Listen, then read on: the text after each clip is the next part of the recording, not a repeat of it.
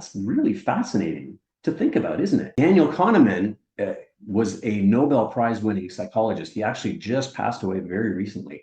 And he talked about loss aversion on a regular basis. And he gave this example of a coin toss scenario where he would say to somebody, I'm going to toss a coin, and if it's tails, you lose 10 bucks. And then he asked the same person, how much would you have to gain on winning that bet in order to play?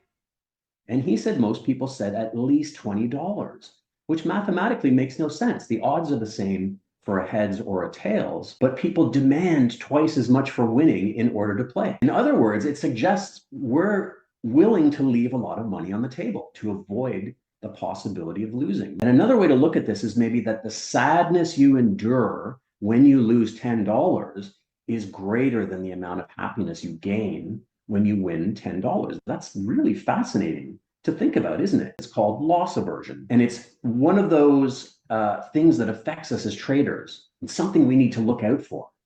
The human mind is not always rational, right?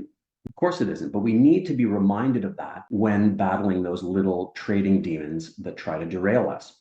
Awareness is key.